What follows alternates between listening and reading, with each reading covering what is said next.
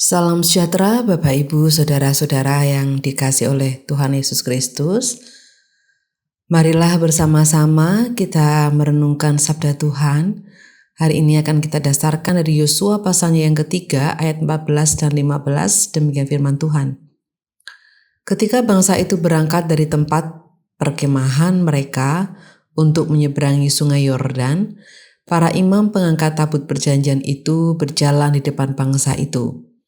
Segera sesudah para pengangkat tabut itu sampai ke sungai Yordan, dan para imam pengangkat tabut itu mencelupkan kakinya ke dalam air di tepi sungai itu, sungai Yordan itu sebak sampai meluap sepanjang tepinya selama musim menuai.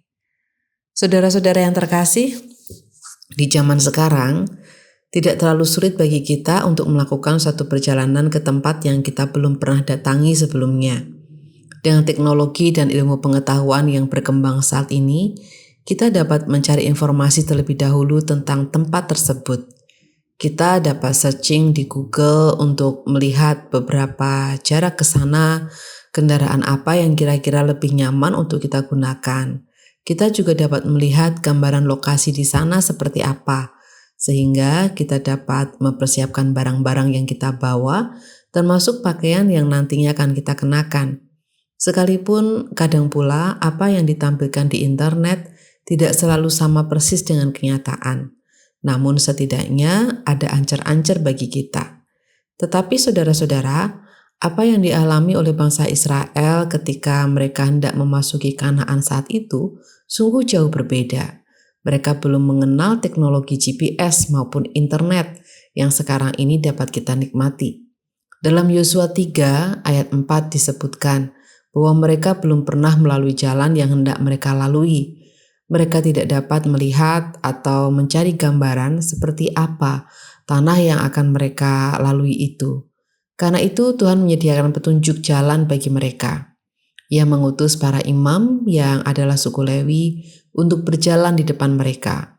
Para imam itu memanggul tabut Allah, lambang kehadiran Allah.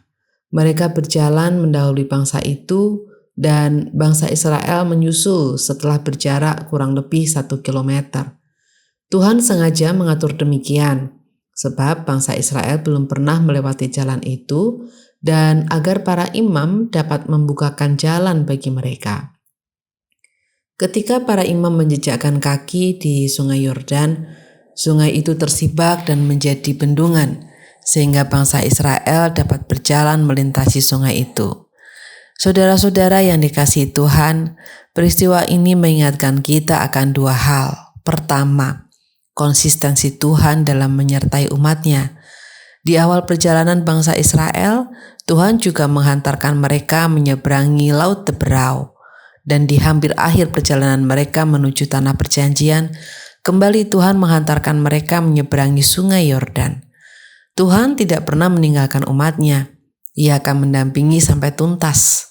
Kedua, peristiwa ini menunjukkan bahwa Allah berkuasa atas alam semesta.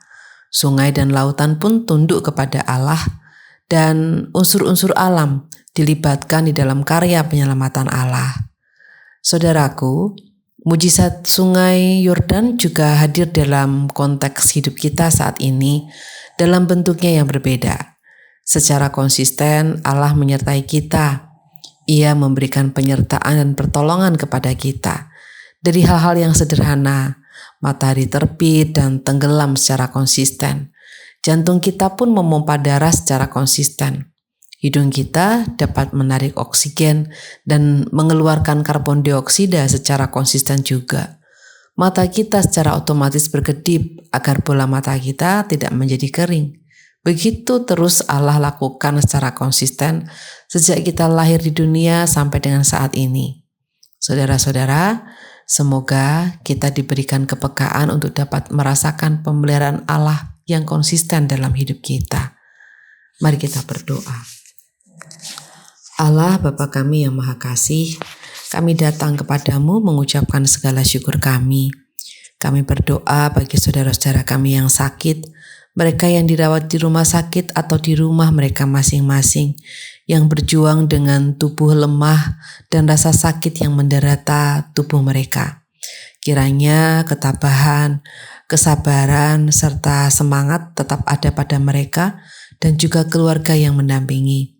Kami juga berdoa bagi upaya keluarga-keluarga dalam memenuhi kebutuhan hidup mereka. Demikian juga untuk anak-anak sekolah yang mempersiapkan diri untuk kelulusan maupun mereka yang mencari tempat studi di jenjang yang lebih tinggi lagi. Demikian juga untuk saudara-saudara kami yang mencari tempat pekerjaan. Ya Bapa, inilah seru dan doa kami. Kiranya terjadi Tuhan apa yang menurut kehendak-Mu baik bagi kami. Dalam Kristus Allah Tritunggal kami berdoa. Amin.